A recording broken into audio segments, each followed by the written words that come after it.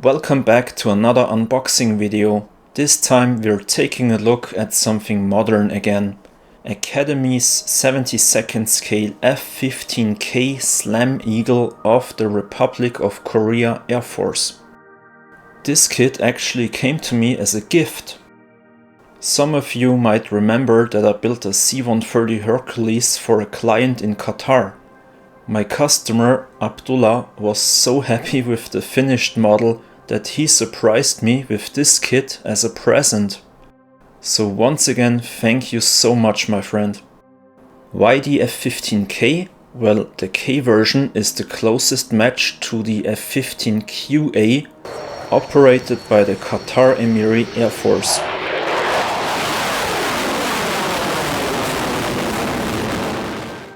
On top of that, Abdullah also sent me a conversion set, which we'll be checking out later.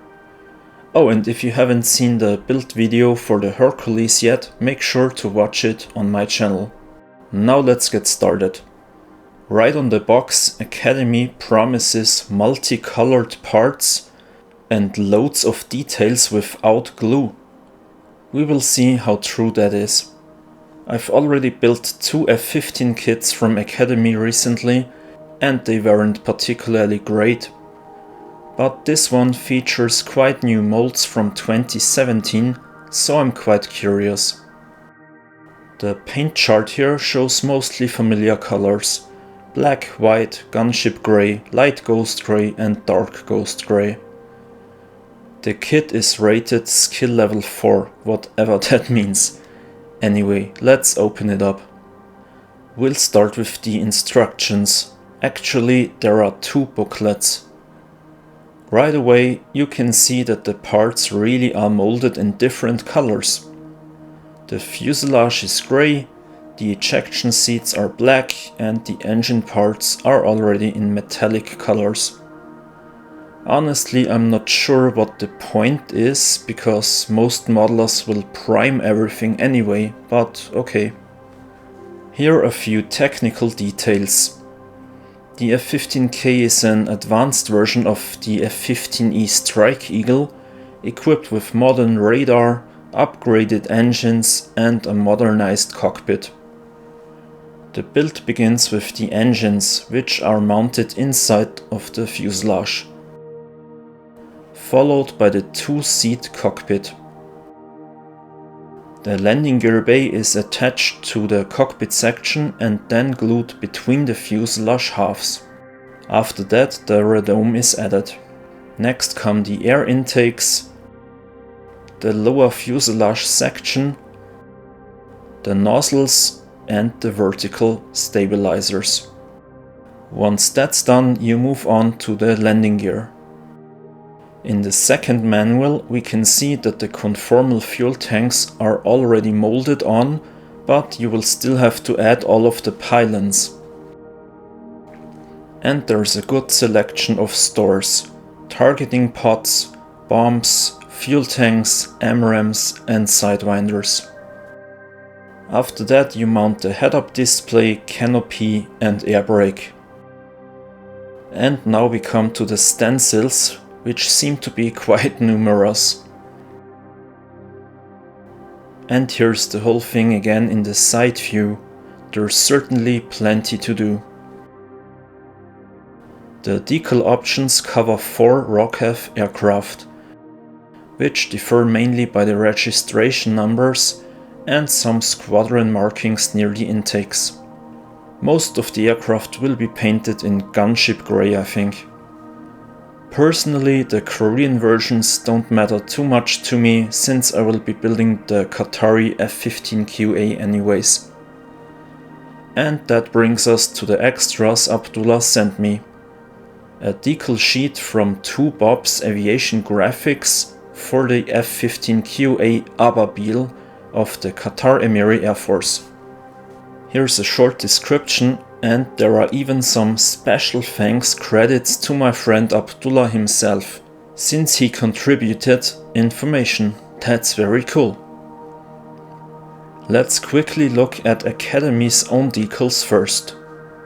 At first I was confused by these clear stickers that look like masking tape.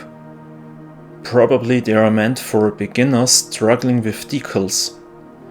But the print quality is rather poor, I would say. With one of the other F-15s from Academy, I had problems with the adhesion and silvering of the decals. These ones, however, look good. Printed by Cartograph is actually a mark of quality in my opinion. With the number of decals you'll be busy for a while, but it's definitely manageable. As I said, the Academy decals matter less to me since I'll mainly be using the decals from two bobs. Here we find the falcon emblem of the Qatar Emiri Air Force in various sizes. The Qatari flag, roundels and plenty of no-step stencils, I love these. The print looks excellent, also done by Cartograph. Their instructions include different versions. Rollout ceremony, early markings with a large falcon, later versions with a smaller one, and even the jet that appeared at Farnborough 2024. I actually saw the F-15 QA myself last year at the Royal International Air Tattoo, and I've linked a video of that above. I was really amazed by the maneuverability of that aircraft. Painting will be interesting as well. A two-tone camo scheme in FS 36320 and FS 36491, which I've already got myself from MRP. I will probably mask the camo with poster tack or do it free-handed. Fully loaded with 12 AMRAAMs, this aircraft will look very impressive once finished. Abdullah also sent me some of the conversion parts shown here. These include 3D printed parts for the MAWS, the Missile Approach Warning System, nicely detailed with visible rivets. There are also two additional parts for the forward fuselage plus two pilot figures that look really nice. Thanks again, Abdullah. And now let's finally take a look at the parts. Let's start with the only negative I noticed earlier. The clear canopy doesn't just have a seam line that needs sanding, but also a big scratch. Otherwise it looks fine with all the rivet details. However, if you want to display it in the open position, you will need a saw to cut it apart. I've done this successfully before on my Messerschmitt 262 build. There will be a build video about that linked above. Apart from that, we also get a head-up display and a clear part for one of the pods. Next we move on to the engine section. It's covered in rivets with very detailed surfaces, which I really like. After that comes the underside of the fuselage, where you can also clearly see all the individual panels and rivets. There are two ejection seats, also nicely detailed. Then we have the intakes, followed by the air brake, the nose, various pylons and the forward fuselage section. One of the pods is here as well, along with the air intakes and the cannon muzzle. The landing gear doors are also nicely detailed on the inside. Moving on to the cockpit. The instruments and the throttle lever are well done, as are the instrument panels for both the pilot and the REO or WISO. Here are the flight sticks, along with the parts for the engine nozzles, which come in two different versions. The engines themselves include rather sparsely detailed landing gear base, but the wheel hubs look quite good. And the forward bay also has some decent details.